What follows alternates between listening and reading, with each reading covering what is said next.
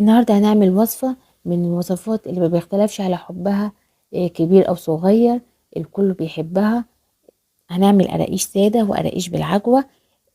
أحلى كوباية شاي بلبن الصبح على الفطار، تسالي بعد الظهر، عشاء بالليل خفيف مع كوباية شاي بلبن. طريقتها سهلة جدا، بسيطة جدا، ما فيهاش أي زيادة على أول، يعني بطريقتها الأصلية خالص.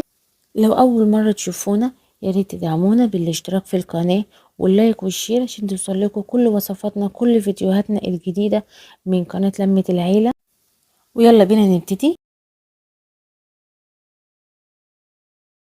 مستخدمة مقادير 2 كيلو دقيق، ونخلاهم مرتين عشان لما بيتنخل مرتين بيبقى أحلى. نزلت عليهم برشة ملح ومعلقة كيس بيكنج باودر، والسمسم بتاعي اللي استخدمناه، واديتهم تقليبة كده، المكونات الجافة